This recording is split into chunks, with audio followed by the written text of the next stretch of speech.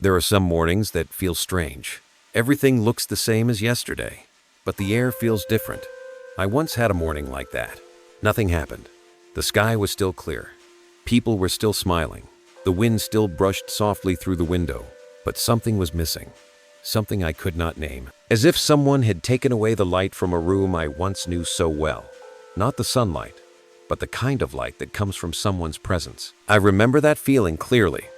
Someone who used to be there, who once made this space warm, had gone. No goodbye, just silence, like the last breath of the night. Back then, I did not understand that when a chosen one leaves your life, the world around you quietly changes. Everything still looks the same, but the rhythm of life has shifted. There is no one between us anymore, yet their essence remains. Subtle, deep, and unshakable. I used to wonder, what happens when the light leaves a place once filled with energy? Does the world collapse? Or does it simply fall silent, holding its breath, trying to find itself again? That question haunted me for years, until I realized that light never truly disappears. It only hides, so we can learn to find it within our own hearts. The chosen one is not someone distant. They can be the friend who encouraged you to chase your dreams, the teacher who saw something in you that you could not see, or even a stranger who said one thing you never forgot. They pass through your life gently, like the wind over a field, yet they leave behind the fragrance of life, stirring something in your soul that makes you want to grow, to become better. At that time, I did not know who they were. I only felt warm whenever they were near. Every word they spoke planted a seed in my mind. I did not notice it then, but that seed quietly grew. And one day, when they were gone, I realized I had changed because of them. One night, I sat alone, remembering that face, and a verse echoed in my mind from Psalm 27:1. The Lord is my light and my salvation. Whom shall I fear? In that moment, I understood. The chosen ones are not the source of the light. They are mirrors reflecting the light of God, of the source, so that we may see the divine within ourselves. And when they leave, the light does not go out. The universe simply invites us to learn how to shine on our own. I realized that losing a chosen one is never a true loss. It is like when the sun sets, and we think darkness has won. But in truth, the light has only moved elsewhere, shining on those who need it. The night does not come to end the day, but to teach us how to see the stars. That day, when I first felt their absence, I was empty inside. But little by little, I began to notice something else. The emptiness was actually a space left by the light, giving me room to learn how to ignite it within myself. I started to notice smaller things, a ray of sunlight through the window, the laughter of children somewhere nearby, the smell of morning coffee. Each of them carried a trace of that person, as if the light was still here, only in another form. Once, I had a dream. In it, that person returned, standing in a wide meadow, and said, "The light never goes away. It only changes form, so you can learn to see it in everything." I woke up in the middle of the night, my heart filled with peace. From that moment, I was no longer sad. I began to feel that when a chosen one leaves your life, they never truly leave. They simply change their place within your soul. When you have met someone like that, you will understand, not because they did something grand, but because after they leave, your life is never the same.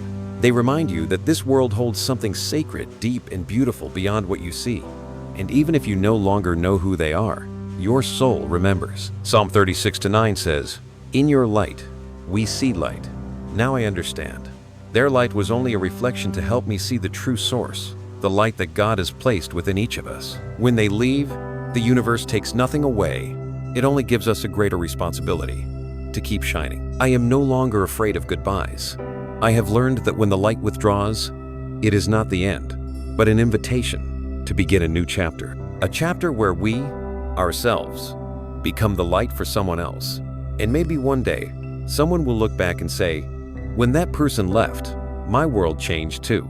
If that happens, I will smile, because I know that is how the light continues to travel, from one soul to another, from one heart to the next, never stopping. I once believed that those who carry the light must be someone great, born with a grand mission, or at least a special soul chosen for something divine. But the longer I live, the more I realize that true light rarely comes dressed in greatness.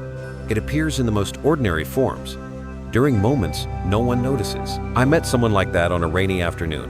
in a small cafe. He didn't say much, just sat quietly and listened as I shared my disappointment.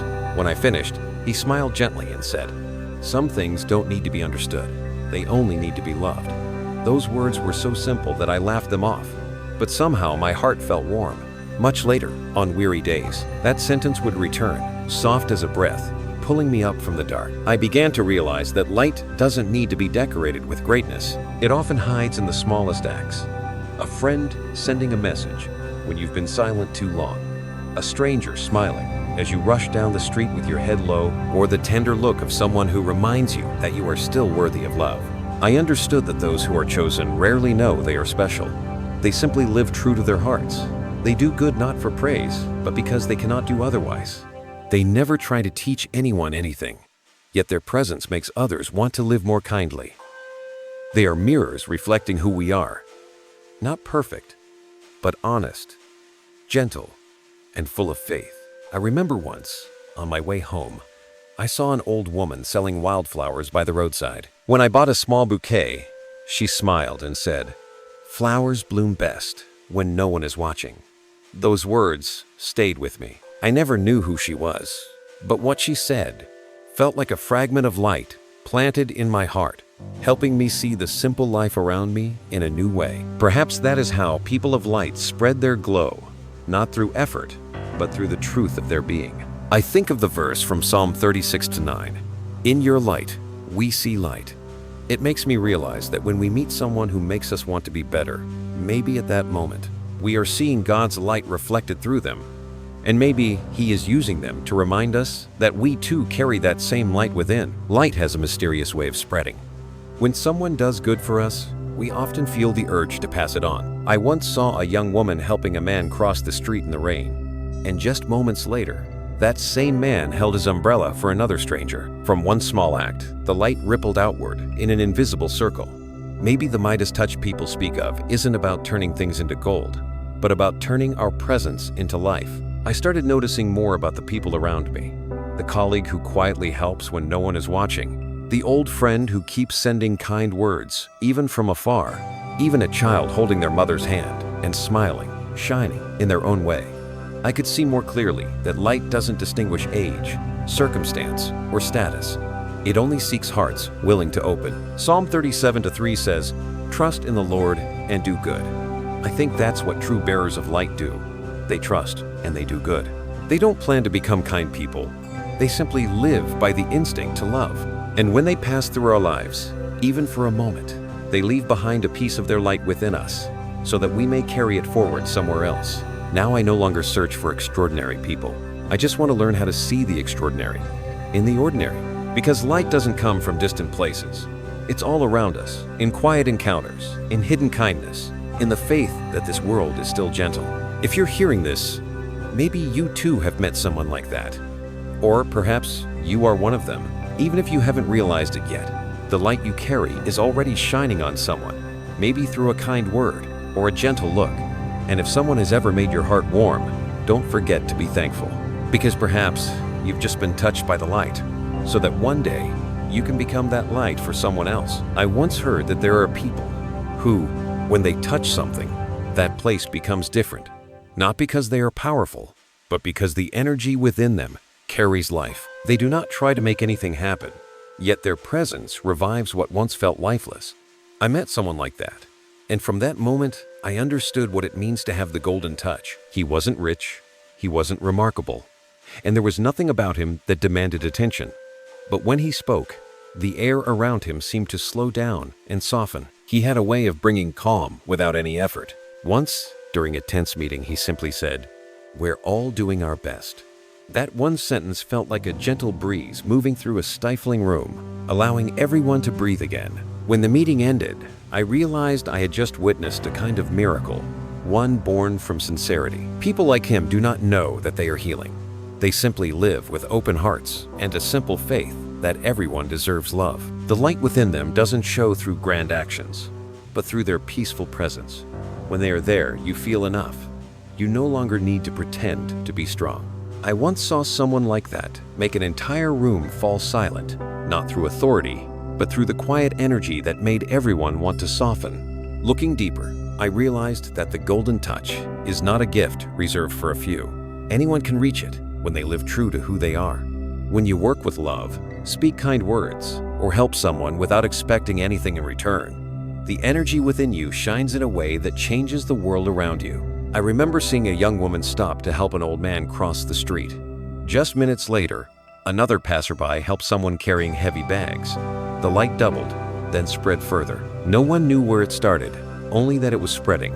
Watching that moment, I understood that real magic doesn't come from the hand, but from the heart. When the heart is warm enough, everything you touch becomes alive. I started noticing the small moments like that. Someone sending a message that says, "I believe in you." Someone standing up to give their seat without needing thanks. A gentle glance offered when you feel invisible. These small things can sometimes save a wandering soul. During one of the hardest times in my life, the number 111 began appearing everywhere. On receipts, on license plates, on my phone screen, right when I needed a sign. I stopped believing in coincidence. 111 is the number of new beginnings. A message from the universe saying, start again, but this time with the light in your heart. Every time I saw it, peace filled me, as if someone whispered, keep walking, because everything is beginning again within you. If you have ever seen that number in uncertain moments of your life, maybe it's a sign that you too are beginning a new journey. I think of the verse from Psalm 37:3. Trust in the Lord and do good. To trust means to know that the light is still working even when we cannot see it. To do good means to keep planting seeds, even when we don't know when they will bloom. That might be the secret of the golden touch, to plant with faith, not for the result, but because light always finds its way. Now I understand that each of us has the power to transform this world in our own way.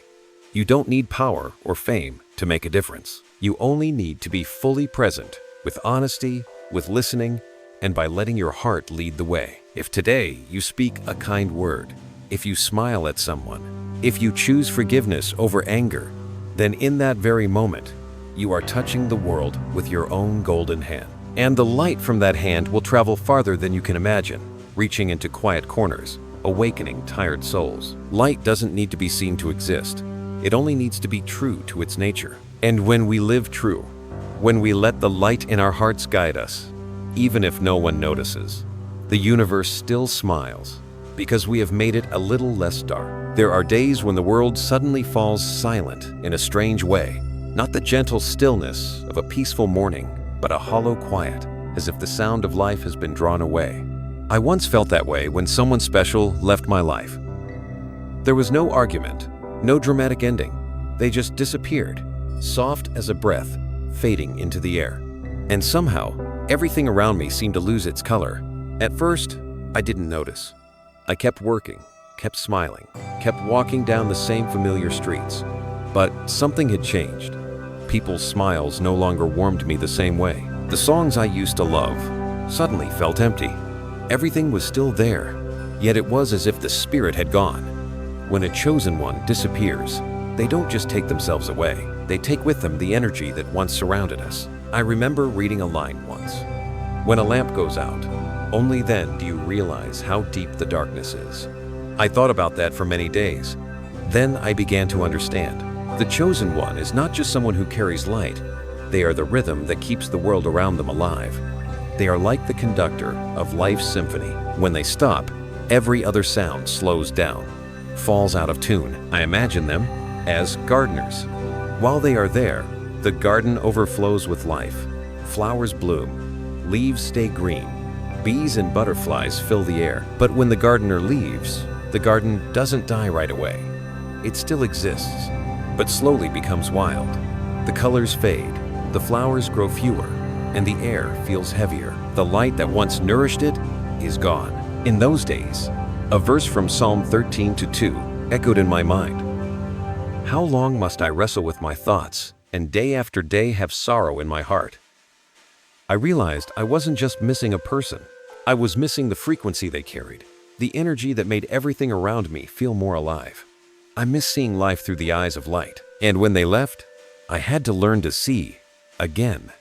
This time, with my own eyes. Then I began to notice something beautiful. When the light leaves, the universe is not being cruel. Instead, it is teaching us a lesson. Now it's your turn to shine. Because light does not exist for us to depend on it, but to help us become it. The chosen ones appear not to be worshipped, but to help us rediscover the brightness within our own souls. But I won't lie, that time was painful. There were nights I felt lost in a desert, with no sign, no lamp to guide me. I prayed and asked God, "Where are you when I feel this empty?" And in that stillness, another verse came to me, from Psalm 51:11. "Do not take your Holy Spirit from me." I understood then, He never left. The light didn't vanish. It simply moved from outside to within. I started paying attention to smaller things. One morning, as sunlight passed through the window, I felt warmth in my chest, just a little. I knew it was the first sign. The light was returning, but this time from inside. I began writing down things I was grateful for each day, no matter how small. A warm cup of tea, a stranger's smile, an old song that carried a good memory. Slowly, my heart softened. And then, in a quiet moment, I realized the light had never left me. I had only forgotten how to feel it. I think when a chosen one withdraws, the world doesn't truly fall apart. It is simply learning how to renew itself.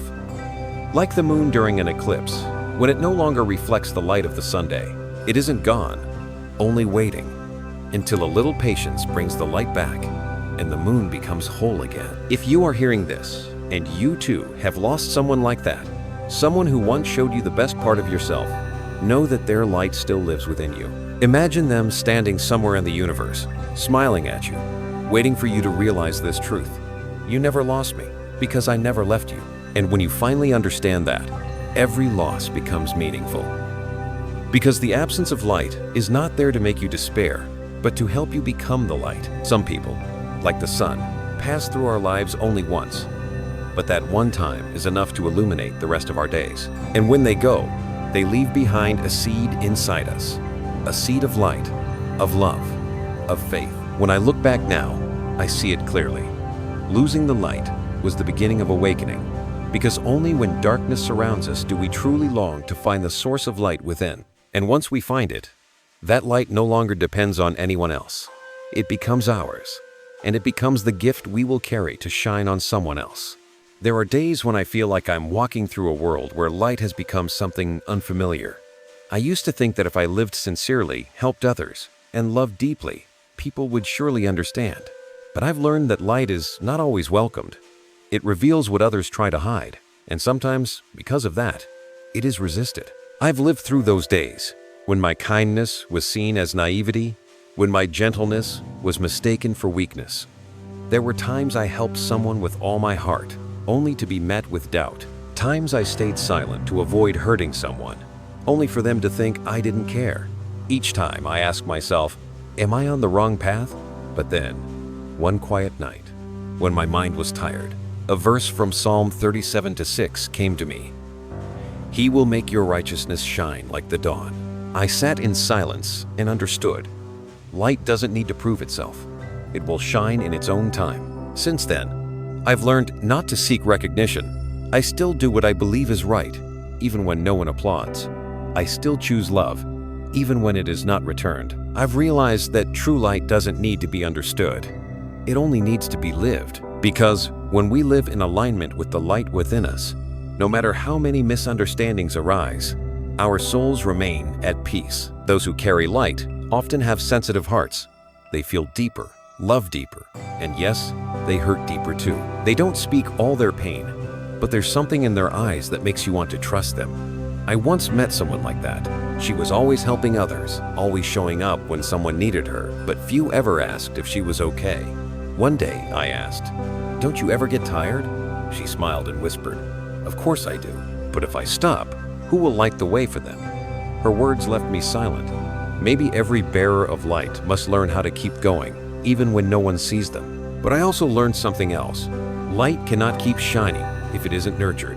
There were times I felt drained from giving without receiving. Times I felt like I was fading. And on those nights, I prayed not to be understood, but to find peace. I read Psalm 46:10. Be still and know that I am God." That verse felt like a gentle hand on my shoulder. I didn't need to do anything. I just needed to stop, breathe, and remember that I was being held. Then, the number 444 began to appear around me on clocks, on notes, even on a receipt from a small cafe.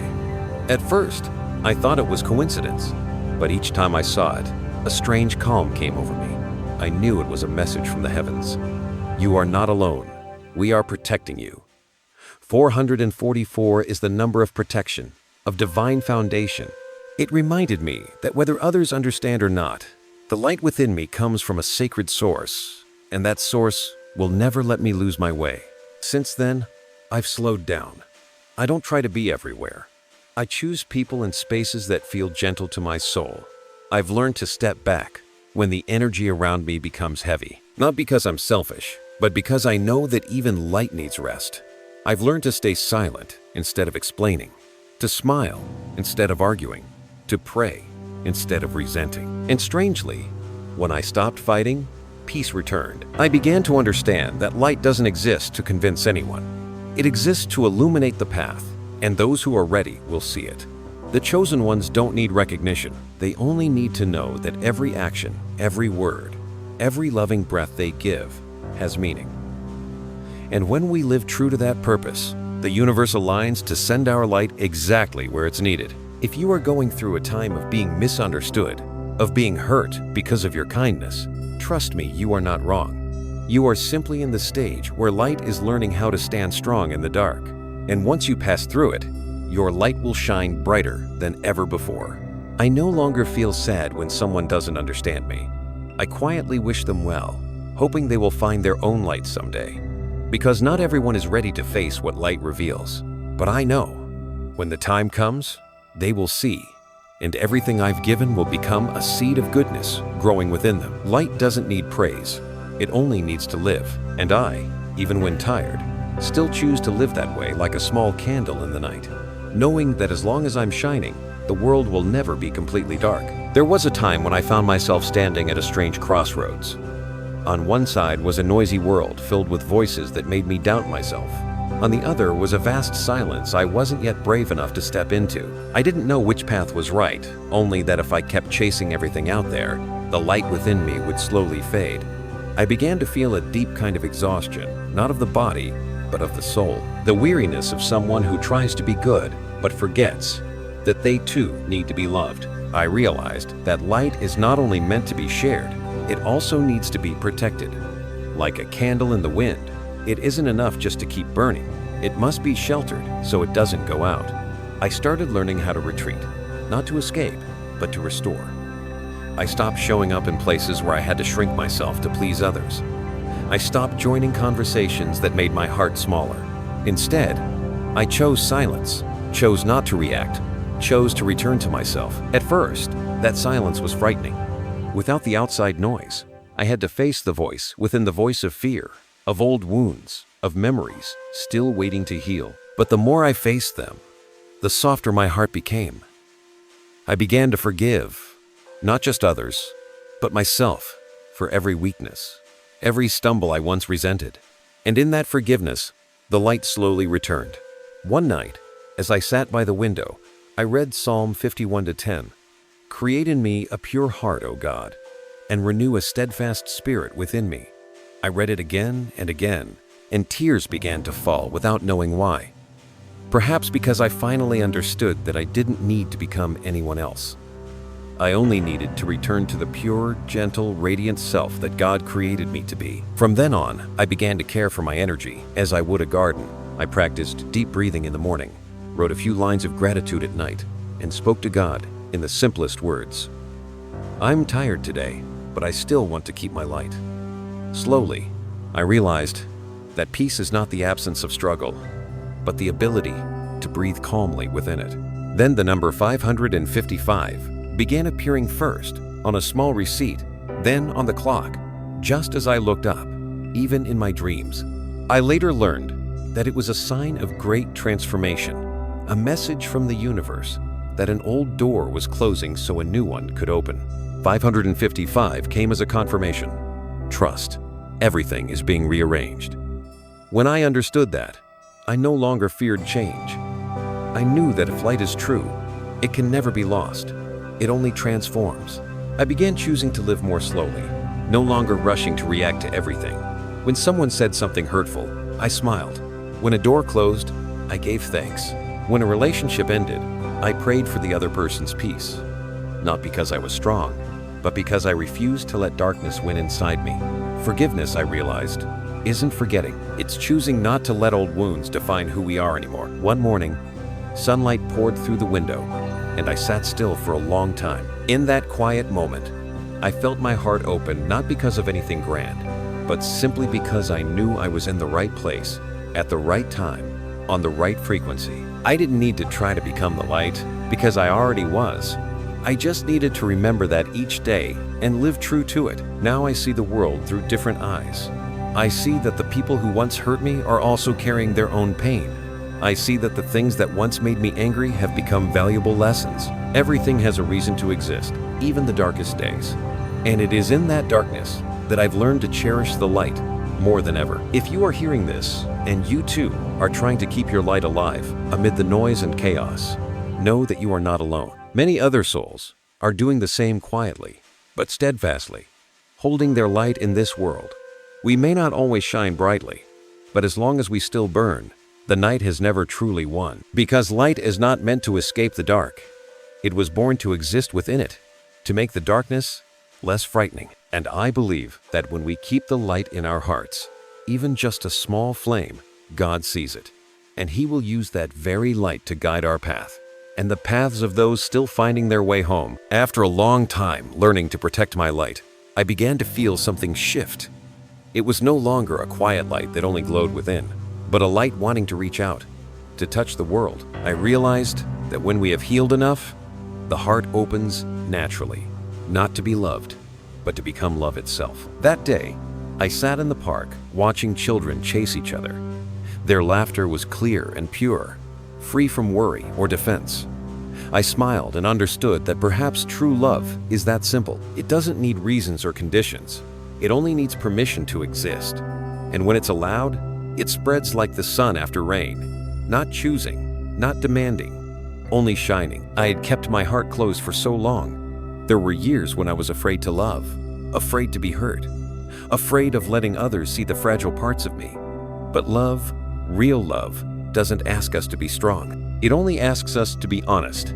One day, when you meet someone who makes your heart open without fear, you'll understand that the light within you is ready to be shared. I remember the words from Psalm 37:4. Delight yourself in the Lord, and He will give you the desires of your heart. I used to think it meant that if I prayed enough, God would give me what I wanted. But now, I understand it differently. When we find true joy in Him, when we live in harmony with the light He placed in our hearts, our desires begin to change. We no longer crave possessions or recognition. We crave love, peace, and genuine connection. And when that happens, He doesn't give us what we want. He gives us what we have become worthy to receive. I began to feel new kinds of connections forming. New friends entered my life, people who didn't need to say much. Yet there was an unspoken understanding, as if our souls had known each other before. We talked about faith, about dreams, about old wounds, without fear of judgment. I realized that when we live true to our light, the universe brings us souls vibrating at the same frequency. We don't need to look for them. We only need to be ourselves. One evening, a few of us sat around a fire. No one talked about big ideas. We just shared stories, laughed, and sometimes fell into silence. But in that silence, I felt a connection deeper than words. The firelight flickered across every face, tired, weathered, but peaceful. I realized that some people don't come to teach us anything. They come simply to walk with us for a while. And that companionship is already a gift. When a soul becomes still enough, love naturally becomes its language. It doesn't need words or explanations. Just a look, a quiet presence, is enough to remind us that we are not alone. And in those moments, I felt more healed than ever. Not because someone fixed me, but because I had opened enough for the light to flow through me again.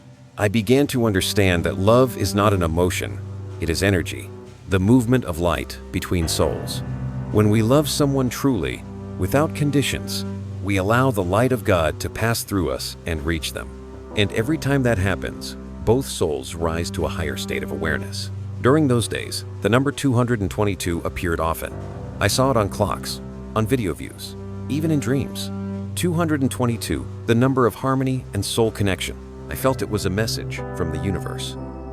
You are not alone. Every soul is finding its way back to the light. If you've ever seen that number repeating in your life, maybe it's a sign that somewhere, someone is sending you loving energy. True love doesn't bind or demand. It doesn't make us smaller. It makes us greater. It helps us see that every soul is learning to love, each in their own way, awkward, slow, but sincere. And when we look at others through that lens, the world becomes a gentler place. I once feared that if I opened my heart, I would be hurt. But now I know that pain is also part of love. Because only when the heart is open can it feel both the joy and the ache of being alive. And that is what makes us truly human, what gives our light a soul. If you are hearing these words, I want you to know that the love within you is real, even if it has been misunderstood, rejected, or forgotten. Keep loving in your own way, because the world needs that love now more than ever. Whether it's a hug, a kind word, or a gentle look towards someone who feels lost, all of it is light in motion. And I believe that when each of us learns to love without fear, the light in this world will become so radiant that darkness will have nowhere left to hide. There are mornings when I wake up, open my eyes, and know that something within me has changed. No miracle has happened, no lightning bolt of revelation, only a quiet stillness. I no longer feel the need to prove myself, to chase, to try to understand everything. I just feel light, as if everything that once caused me pain has dissolved into the wind. That was when I realized I was no longer searching for the light. I had become it. In the past, I thought enlightenment was a distant peak, a place only perfect souls could reach. But now I understand. Transformation doesn't happen in thunder or divine visions. It happens in silence. When you sit among the simplest things, a breath, a ray of sunlight, the sound of birds outside your window, and you feel that you belong to everything. I sat with a cup of tea, watching the steam rise. The light filtered through the window and rested on my hand, and in that moment, I knew I was no longer the one seeking peace. I was peace. Every worry, every fear, every attempt to be accepted suddenly felt meaningless. I no longer needed the world to see me, because I had seen myself. Psalm 51:10 echoed within me. Create in me a pure heart, O God, and renew a steadfast spirit within me. But this time, it was no longer a prayer, it was a declaration. I no longer asked God to create light within me, because that light had never left. I only needed to remove what had hidden it, and in that moment, I understood. Light doesn't come to shine upon us. It comes to live through us. Then everything in my life, the joys, the sorrows, even the mistakes, began to feel perfectly placed. I started seeing beauty in the very things that once made me cry. Pain was no longer a burden, but a doorway. Each wound became a place where light could enter. And when I looked back, I smiled. Nothing in the journey had been wasted. One night, I looked up at the sky, and the number 777 appeared in my thoughts. I laughed softly, because I knew it was a sign. 777, the number of spiritual awakening, of wholeness. It felt like a message from above. You have walked through what you needed to walk through. Now live as the light you have become. I closed my eyes, breathed deeply, and felt my soul glowing from within. When the soul awakens, there is no applause, no celebration, only a deep knowing that you are home. I no longer feel the need to give or to help. I simply live, and that living itself becomes an act of love. I no longer have to speak much about faith, because the peace within me speaks for itself, and those who are meant to feel it will. One afternoon, I walked through a field. The wind moved the grass like gentle waves. I suddenly felt that everything, the sky, the earth, the grass, and I were one. There were no boundaries anymore, only a soft current of energy flowing through all things. In that moment, I knew I was no longer a part of the world. I was the world. I was the breath of the universe, and the universe was breathing through me. I thought of the people who had passed through my life. Some came and went. Some caused pain. Some left love behind. But now, when I look back, I see that all of them were teachers of light. Each one helped me open another part of my heart. No one truly hurt me. They only helped me discover the places I hadn't yet learned to love. I remembered Psalm 30-11. You turned my mourning into dancing. You removed my sackcloth and clothed me with joy. Those words touched me deeply because I finally understood that light doesn't reject darkness. It dances with it, and together they create wholeness. I no longer need to erase my weaknesses. I only need to love them. When light becomes the essence of your being, you stop searching for miracles. Every moment is a miracle. Every person you meet is a mirror reflecting your own light. Every breath, every breeze, every heartbeat becomes a living prayer. If you are in a season where everything seems to be falling apart, don't be afraid. Transformation always comes with dissolution.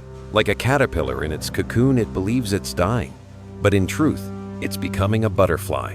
When you lose everything that no longer fits, your soul is preparing for a new form. And when you emerge from your cocoon, the light will no longer be outside you. It will be in every step you take, in every word you speak, in every soul you touch. You will no longer search for the path, because you are the path. I don't know where you are in your journey, but I believe this. If you are hearing these words, your soul is ready. Let yourself dissolve into the light without fear. Trust that what is ending is only the old shell. Beneath it, a new self is being born, radiant, gentle, and free. After walking through the deepest layers of darkness and realizing that the light was within me all along, I began to see the world with new eyes. Everything looked the same, yet felt entirely different. I could sense life pulsing in the smallest things, a leaf trembling in the wind, a stranger's laughter, the gentle gaze of a child in a crowded street. They all spoke the same language, the language of life. And in that language, I heard a message. Remember, you are never alone. I once thought I was a separate being, apart from everyone, having to fight for my place in the world. But now I understand, we are never truly apart. Every action, every thought, every breath we take sends ripples through the universe. Each person is a note in the great symphony of creation, and if even one falls silent, the song loses a part of its harmony. I thought of the words in Psalm 25-14. The Lord confides in those who fear Him. He makes His covenant known to them. I understood that fear doesn't mean trembling, but a deep reverence for life, for every soul walking this earth beside us. When we bow before life itself, we begin to see the invisible threads connecting all things, people, trees, wind, earth, even what we thought was lost. A strange feeling rose within me, both small and immense. Small, because I am only one fragment of a vast picture, yet immense, because I am part of that picture. And when I shine, the picture shines brighter. When we understand this, every action matters. A kind word, a gentle hug, a compassionate glance, all become ways for light to spread. I began to speak with God, not as a child begging for help, but as a friend in conversation. I stopped asking, "Why must I go through this pain?" Instead, I said, "Thank you for trusting me enough to walk through it. Because now I know, those challenges never came to destroy me, but to help me remember who I am." One day, I sat by the ocean, watching the waves crash and fall. I realized that every wave, though unique, belongs to the same sea. They rise, they break, they return, yet none ever truly disappear. They only change form, and I understood. We are the same. No separation is final, no ending is forever. Every soul will meet again, in another form, in another time, when their lights are ready to merge once more. That day, the number 999 appeared in my mind. I smiled, because I knew what it meant. Completion, the end of one cycle and the beginning of another. 999 is not an ending, but a message that the soul has learned its lesson. If you're hearing this, and your heart stirs, perhaps your soul too is standing at the threshold of a new beginning, a new cycle of light, deeper, wider, truer. I thought about the world, about people endlessly searching for meaning. I wanted to tell them, don't look so far. The light you seek is not in prophecies or miracles, but in your own heart. Believe that even one person holding on to their light makes the darkness a little less. And if thousands, millions hold it together, the world will shine. I believe that is the true calling of the chosen ones, not to be glorified, but to remind the world that everyone is chosen. Every soul carries a piece of God's light, and when they awaken to it, the world will no longer be as broken as before. Someone once asked me, if light is so powerful, why is there still so much suffering? I thought for a long time, then smiled. Because light is seen most clearly when it passes through darkness. It's through pain that we learn to love more deeply, to understand others more gently, and to cherish the smallest gifts of life. Darkness is not the enemy. It is the teacher of light. And after all this, I no longer wish to argue about what is right or wrong. I only wish to live softly, trusting that my light will find its way to where it's needed most. I may never know whose life I've touched, but I trust that the universe knows. If you are hearing this, perhaps you are one of the bearers of light. You may not realize it, but someone out there is finding hope through you. True light doesn't need to blaze. It only needs to be patient, steady, unyielding. Psalm 119-105 says, "Your word is a lamp for my feet, a light on my path." And now I understand those words are not only about scripture, but about the divine light within each person. When we live with love, with truth, with faith, every step we take becomes a light on the path not just for us, but for the souls walking behind us. I don't know where you are in your journey, but if today you feel tired or lost, just stop and close your eyes. Take a deep breath and whisper, "The light is still here." Because as long as you breathe, as long as you love, as long as you believe, that light has never left you. And when enough of us remember that truth, the world will no longer be afraid. Because light, when shared, multiplies without end. As the journey comes to its end, I realize that nothing ever truly ends. Everything simply transforms like the sunset yielding to night, only for dawn to return again. Light is the same. It never disappears. It only changes form, flowing quietly into each heartbeat, each breath, each life we touch. And one day, we look around and see the world shining, not because we have changed it, but because we have allowed it to change us. I often think about the chosen ones, those quiet souls who pass through others' lives, plant a seed, and move on. They carry no fame, no need for gratitude, only light. Perhaps that is the most beautiful gift one can give to the world. Because light doesn't belong to anyone. It only asks to be continued. Now, I no longer see myself as a seeker. I am simply living, breathing, loving, learning how to let each day become a prayer. And whenever my heart grows still, I know that God is near, not distant, not above, but here in this breath, in the eyes of those I meet, in the soft whisper of the wind brushing past my shoulder. Psalm 23:1 says, "The Lord is my shepherd, I shall not want."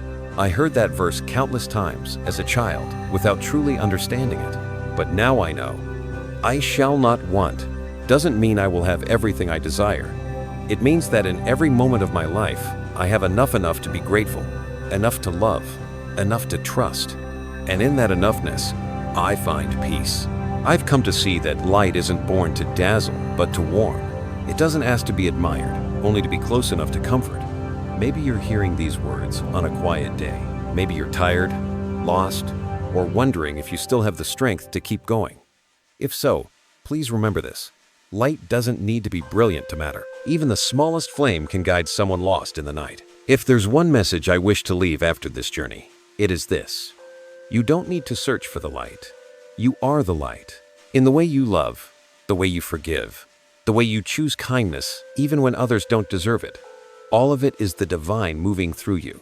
And if you ever doubt that, just look around. The universe is still turning. The earth still spinning. The sunrise still coming. If God hasn't given up on this world, then surely He has never given up on you. A verse echoes in my heart, Psalm 89:15. Blessed are those who have learned to rejoice in the light of your presence. That blessing isn't found in grand moments, but in the small ones when you can smile on a gray day, give thanks before the blessing arrives, and trust that behind every loss, a loving hand is quietly at work. I believe that within everyone listening to these words, there is a candle waiting to be lit. You may not see it yet. You may think you are not good enough, strong enough, holy enough, but don't forget, God chooses the humble hearts to do His greatest work. He doesn't look for perfection. He looks for love. And you've had that love since the moment you were born. If something in these words stirs your heart, it is not by chance. Perhaps your soul is being invited to remember that you are loved, protected, and guided. Receive that invitation with faith, with gratitude.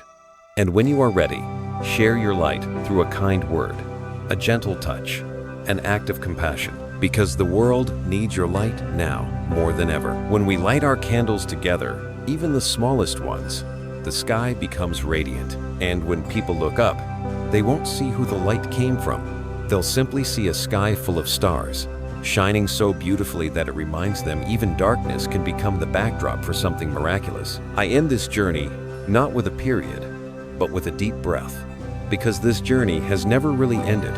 It begins again every day, in every heart, in every soul, quietly carrying light through the world. May you, who are listening, always remember that the light within you is real.